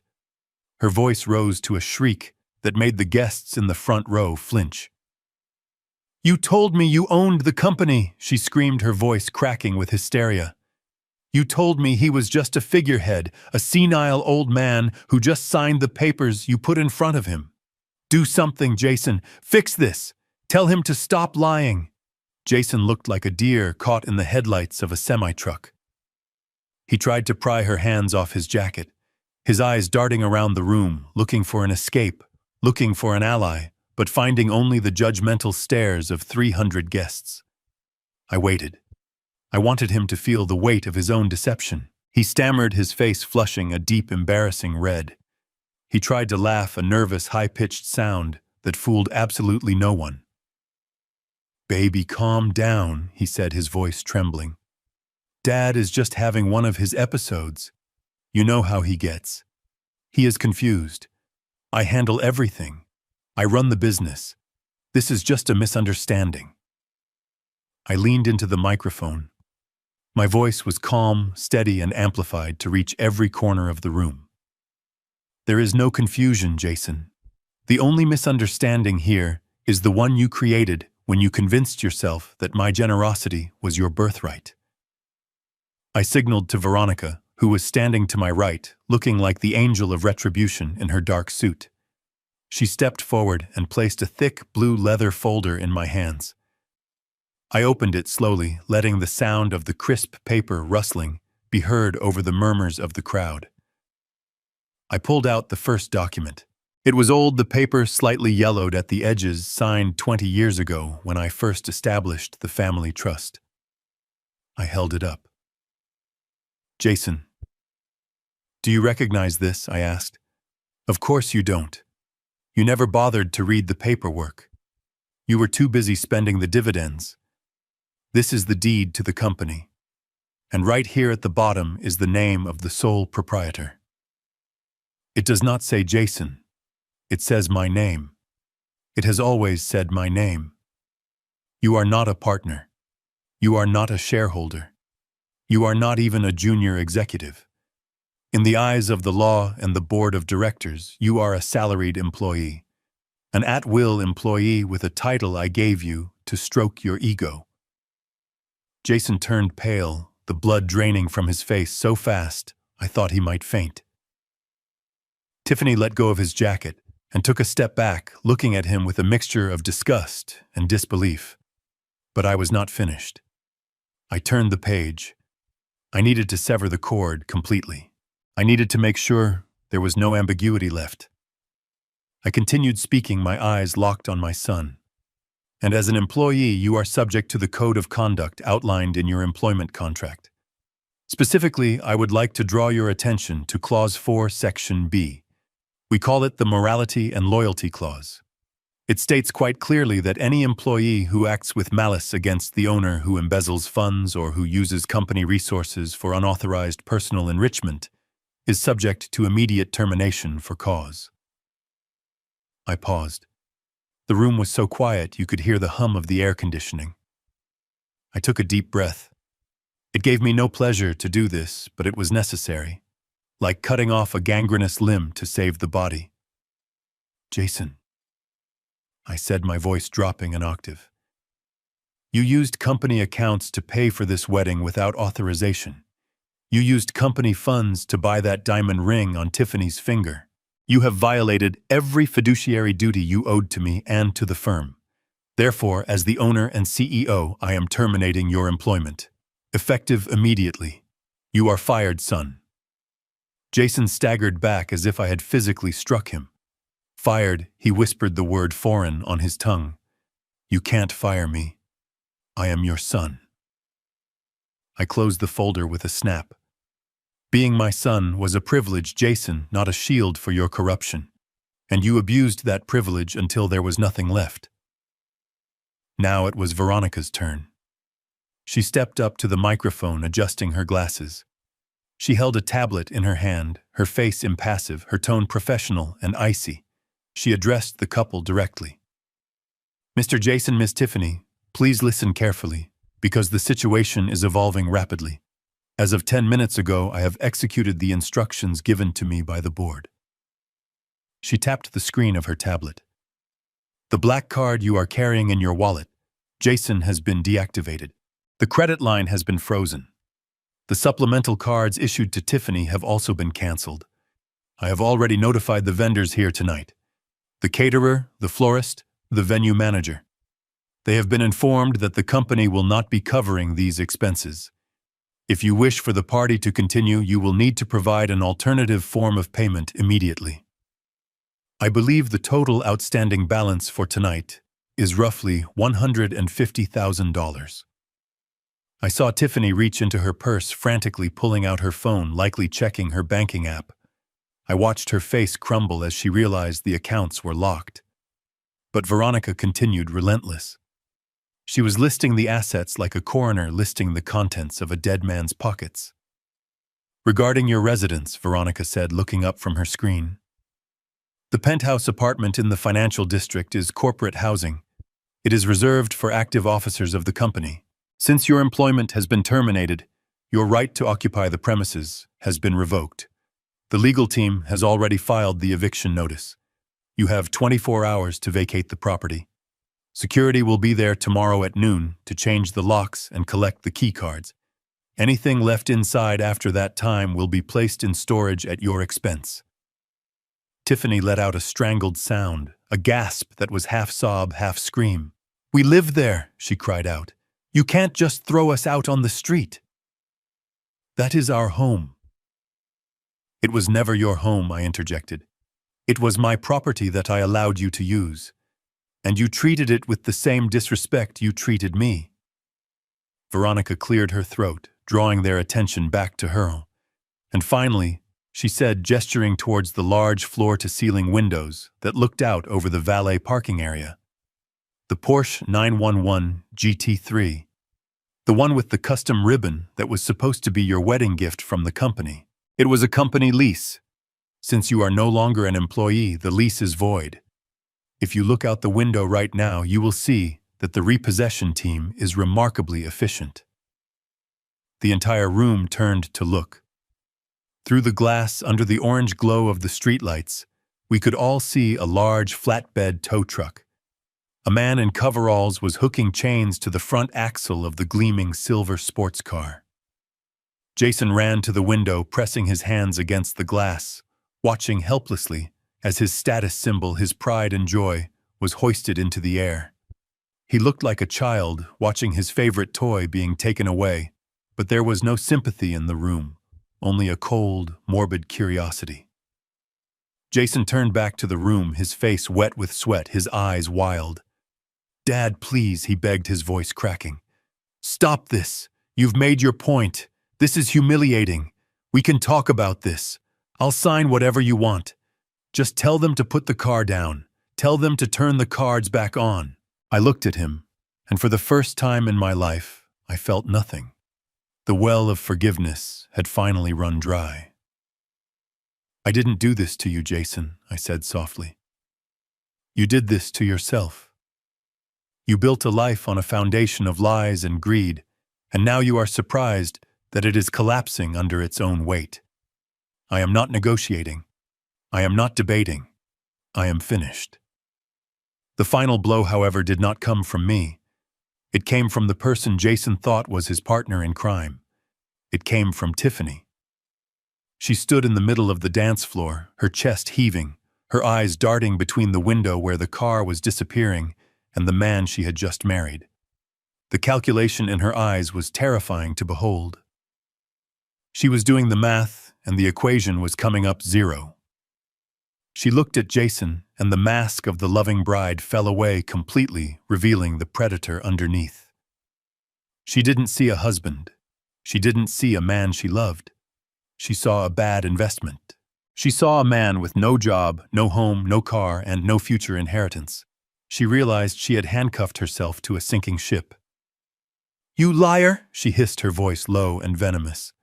The guests closest to her recoiled. "You useless, pathetic liar. You told me you had everything secured.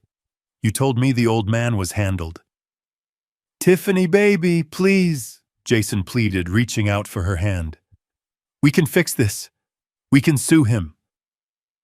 "We can, don't touch me," she shrieked, slapping his hand away. "Sue him with what money, Jason? You don't have a dime. You are nothing. You are a fraud. I wasted 2 years of my life on you because I thought you were a CEO, not a glorified secretary." She started clawing at her left hand. The ring, the massive diamond that I had foolishly paid for, was stuck on her finger. She yanked at it violently, not caring about the pain, desperate to separate herself from the failure standing in front of her. With a final brutal tug, the ring came loose. "I don't want this," she screamed. "I don't want you. I am not going to be the wife of a broke loser living in a motel." She threw the ring. She didn't just drop it. She hurled it with all the force of her rage. It struck Jason right in the cheekbone, leaving an angry red mark before bouncing across the dance floor with a metallic skittering sound that seemed to go on forever. "I am done," she yelled, gathering the heavy fabric of her wedding dress in her hands. She kicked off her expensive heels, leaving them where they fell. "I am annulling this. Don't you dare follow me. I am done with you and your crazy family." She turned and ran. She ran past the stunned bridesmaids, past the shocked parents, past the cake that had cost $5,000. She ran out of the double doors of the banquet hall, her bare feet slapping against the floor, fleeing the scene of the crime, fleeing the debt, fleeing the man she had promised to love, for richer or for poorer. Apparently, the poorer part was a deal-breaker she wasn't willing to entertain for even 5 minutes. Jason stood alone in the center of the room. The red mark on his face was beginning to swell. He looked at the closed doors where his wife had just vanished. Then he looked at the floor where the ring lay. Then slowly he turned his gaze to me. He looked small. He looked broken. He looked like a man who had woken up from a dream to find himself in a nightmare of his own making. I looked back at him, my heart heavy with a sadness that threatened to drown me, but my resolve was harder than steel. I had saved him from the consequences of his actions for his entire life. Tonight, for the first time, I loved him enough to let him fall. "Ladies and gentlemen," I said into the microphone, my voice weary but final. "I apologize for the disruption. The banquet is over. Please go home." I stepped down from the podium and walked toward the exit, Veronica falling into step beside me. I didn't look back at my son. I walked out into the cool night air, leaving the wreckage behind me, knowing that the hardest part was over and the long, lonely road of rebuilding my life was just beginning. The banquet hall was clearing out with a speed that was almost insulting. The guests, people I had known for decades, business partners, distant relatives, were scrambling for the exits, like rats fleeing a sinking ship. They kept their heads down, avoiding eye contact, whispering behind their hands, desperate to disassociate themselves from the spectacle of my son's ruin. The air, once filled with the scent of expensive perfume and anticipation, now smelled of stale champagne and humiliation. I stood there, an island of calm in the center of the wreckage, watching the backs of the retreating crowd. Jason was the only one who didn't move toward the doors. He stood frozen for a moment, his eyes fixed on the empty space where his bride had been, his mind struggling to process the absolute speed of his downfall. Then he looked at me. The arrogance that had defined his posture for the last 5 years evaporated, replaced by a terrified primal need. He took a step toward me, then another, his legs wobbling as if the bones had turned to water. He didn't walk. He collapsed. He hit the marble floor with a heavy thud, his knees cracking against the hard stone, unaware of the pain, or perhaps welcoming it as a distraction from the agony in his soul. He crawled the last few feet, reaching out with trembling hands to grasp the hem of my trousers. He looked up at me, his face streaked with tears and snot, his eyes red and swollen, the mark from the ring Tiffany had thrown already turning a dark, angry purple on his cheek. "Dad. Please," he sobbed, his voice a broken, high-pitched wail that echoed painfully in the cavernous room. "You can't do this. You can't leave me like this. I was tricked, Dad. She lied to me. She manipulated me. I didn't know what I was doing. I swear to God I didn't mean to hurt you. It was all her. She made me crazy. Please, Dad. I'm your son. Don't throw me away." I looked down at him, at the man clinging to my leg like a drowning sailor clinging to a piece of driftwood. For a fleeting second, the years peeled away. I didn't see a 30-year-old embezzler. I saw a toddler with scraped knees crying for me to pick him up. I saw the 7-year-old who had made me a Father's Day card with macaroni and glue. I saw the boy I had carried on my shoulders at the zoo, the boy whose laughter used to be the only sound I needed to be happy. My heart gave a painful, violent lurch. The instinct to protect him, to reach down and pull him up, to tell him that I would fix it, that I would write one more check and make the monsters go away, was overwhelming. It was burned into my DNA. But then another memory forced its way to the surface, cold and sharp as a shard of ice. I remembered the meeting in my office just 3 days ago. I remembered the look of pure, unadulterated contempt in his eyes when he thought I was powerless. I remembered the sting of his hand against my face, the physical shock of the slap he had delivered when I dared to question his spending. I remembered the words he had hissed at me, the threat to put me in a state-run nursing home, to drug me into silence so he could enjoy my money without the inconvenience of my presence. He hadn't been tricked then. Tiffany hadn't been in that room. That was him. That was the darkness that lived in his own heart. The image of the toddler faded, replaced by the reality of the predator kneeling before me. He wasn't crying because he was sorry. He was crying because he had lost. He was crying because the ATM had stopped dispensing cash and he didn't know how to survive without it. I stepped back, pulling my leg from his grasp. He fell forward onto his hands, his shoulders shaking with fresh sobs. I looked at him with a clarity that was terrifying in its intensity. The love was still there, buried deep under layers of scar tissue, but the trust was dead. And love without trust is just a hostage situation. "You were not tricked, Jason," I said, my voice low and devoid of warmth. I didn't shout. I didn't need to. The truth was loud enough on its own. You are a grown man. You made choices. You chose to sign those checks. You chose to mock me to your friends. You chose to view my life's work as nothing more than a piggy bank for your vanity. Tiffany didn't force you to become this. She just gave you permission to be the person you wanted to be all along. He looked up, his mouth opening to protest, to spin another lie, but I cut him off. You chose greed over family. I continued, my eyes locking with his. You looked at me, your own father, and you didn't see a human being. You saw an obstacle. You saw a walking wallet that wasn't dying fast enough for your liking. That wasn't Tiffany. That was you. That was your soul, Jason. I took a deep breath, feeling the finality of the moment settling in my bones. I can forgive a mistake, son. I can forgive a bad investment. I can forgive a failure. But I do not raise snakes. and I certainly do not let them live in my house after they have bitten me." Jason stared at me, the blood draining from his face as he realized that this time there was no safety net. There was no lecture followed by a hug. There was only the cold, hard ground. I turned away from him. It was the hardest physical movement I have ever made in my life. It felt like tearing off my own arm. But I did it. I turned my back on my son. Veronica was waiting for me a few feet away.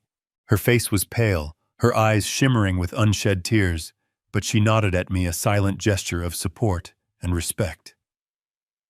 She knew what this cost me. She offered me her arm and I took it, leaning on her strength, because mine was rapidly fading. We started walking toward the main exit. Behind me I heard the scramble of movement as Jason tried to scramble to his feet, tried to run after us. "Dad, wait, no. You can't." He barely made it 3 steps before 2 large men in dark suits stepped into his path. My personal security team. Men I had hired to protect me from threats, never imagining the threat would be my own flesh and blood. They didn't touch him. They didn't have to. They simply formed a wall of muscle and stone that he could not pass. I didn't look back. I focused on the exit signs, the red glowing letters guiding me out of this hell. I focused on the rhythm of my footsteps on the marble. I focused on breathing in and out, forcing air into lungs that felt too tight. Behind me, the screaming intensified. It wasn't the cry of a child anymore. It was the howl of a man realizing he was completely and utterly alone. "Dad, don't leave me. I have nothing, Dad." His voice cracked and broke, echoing off the high ceilings, bouncing around the empty tables laden with expensive food that would never be eaten. Thousands of dollars of lobster and steak cooling on silver platters. Towers of untouched champagne glasses. The wedding cake standing like a monument to waste. And on every table the little white cards with the unpaid invoices that the vendors would soon be handing to him. I walked through the double doors and out into the night. The cool air hit my face, drying the sweat on my brow. The silence of the parking lot was a relief after the noise inside. I got into the waiting car, Veronica sliding in beside me. As the driver pulled away, I stared straight ahead. I didn't look at the window of the banquet hall. I didn't want to see the silhouette of my son alone in that vast, empty room, screaming at a father who was no longer there to listen. The engine hummed, carrying me away from the ruins of my family, driving me toward a future that was uncertain and lonely, but finally free of the lie. The clinking of silverware against ceramic plates was the only sound in the small, dimly lit bistro tucked away in a quiet corner of the Upper West Side. It was a stark, almost jarring contrast to the cacophony that had defined my life just 7 days ago. There were no screaming brides, no crashing chandeliers, and no sobbing sons begging for a salvation they had not earned. Just the gentle hum of a city moving on, indifferent to the personal apocalypse I had orchestrated. I sat across from Veronica, as I had done so many times over the last 20 years. But tonight, the air between us was different. The tension of the impending war was gone, replaced by the quiet, aching exhaustion of the survivors. We were eating a simple meal, roasted chicken and vegetables food that tasted like sustenance rather than a display of wealth. Veronica placed her fork down and reached for her glass of water, her eyes scanning a report on her phone before she slid it across the table to me. She didn't need to speak for me to know what it contained. It was the final damage assessment, the closing of the ledger on the collateral damage of the wedding. The legal system, it seemed, was far less forgiving of tantrums than I had been. Tiffany's parents, those people who had sneered at my staff and treated my hospitality as their due, were currently being processed at the central booking station. The police report was thorough. In their rage at being ejected from the venue, they had decided to take their frustration out on the property. They had smashed cases of vintage wine bottles that had been aging since before they were born, and they had overturned antique furniture in the lobby. The total damages exceeded $50,000. They were facing felony charges for criminal mischief and destruction of property. They were not wealthy people despite their pretensions. This would bankrupt them. They would lose their home to pay for the wine they had destroyed. It was a petty, ugly end to a petty, ugly ambition.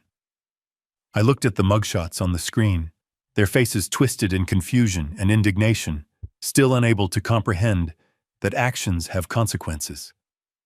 I felt no triumph, only a dull, weary sense of inevitability. They had played a game they did not understand, and they had lost everything.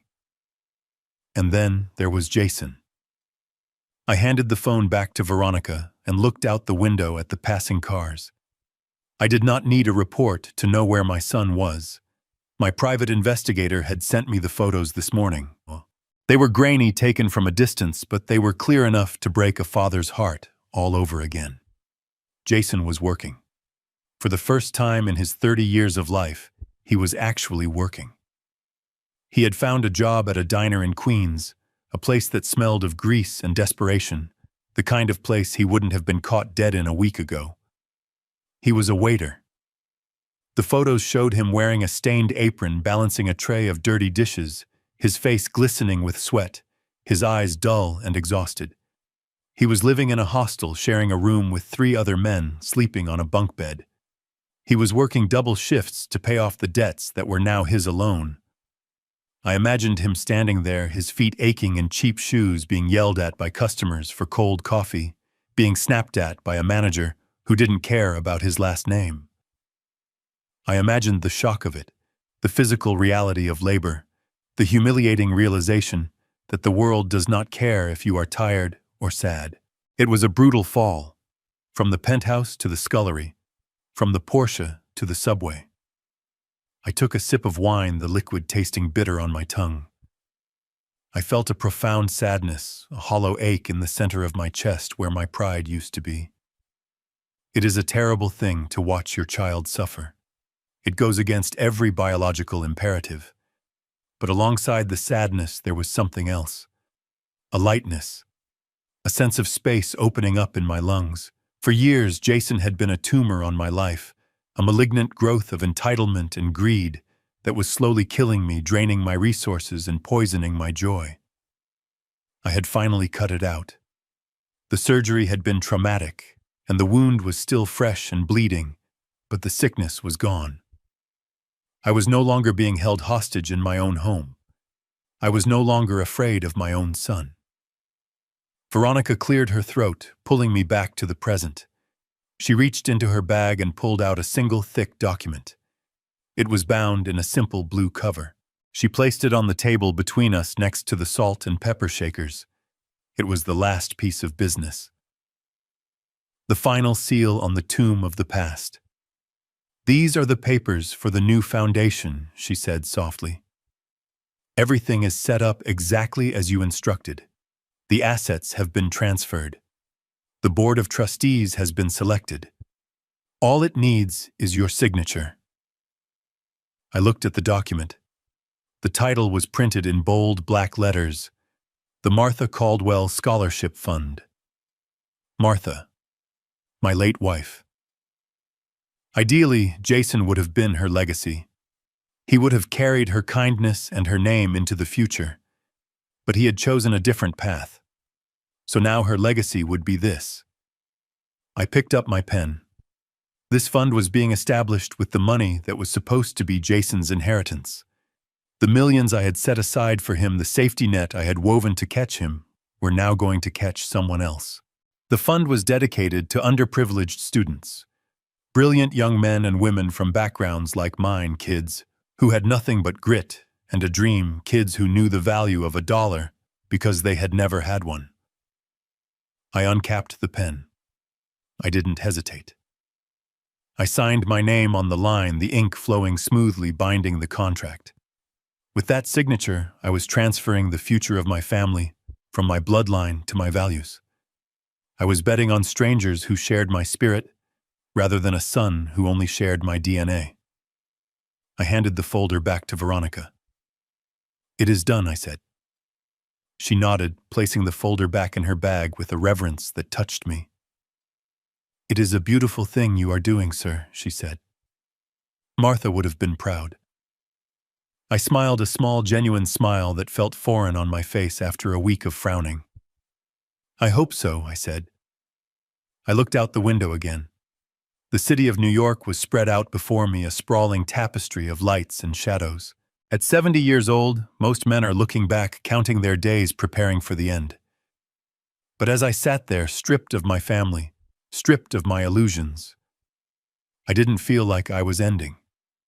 I felt like I was beginning. The weight of expectation was gone. The burden of carrying a grown man was gone. The fear of being used was gone. I was alone, yes, but I was free. I had my health, I had my company, I had my dignity. And now I had a new purpose. I had thousands of adopted children I would never meet, students whose lives would be changed because I had the courage to say no to the one child I knew. I signaled for the check. I was ready to go home, not to a house filled with tension and ungrateful heirs, but to a quiet sanctuary where the only noise was the music I chose to play. As we walked out into the cool night air, the city noise washed over me, vibrant and alive. I buttoned my coat, feeling the chill but feeling stronger for it. I walked toward the car, my step lighter than it had been in a decade. Sometimes to teach your child the most important lesson of their life, you have to let them lose everything. You have to let them hit the bottom so they can find out what they are made of. You have to stop being their savior so they can learn to save themselves. And sometimes to find yourself again, to reclaim the life you worked so hard to build. You have to be brave enough to let go of the people you love the most when you realize they are the ones holding you underwater. I had let go. And for the first time in a long time, I was finally breathing. If this story of tough love and late awakening resonated with you, guys, leave a like and share your thoughts below. Don't forget to subscribe now so you never miss the next profound life lesson. Your support is my greatest motivation to keep telling these stories. Thank you for watching.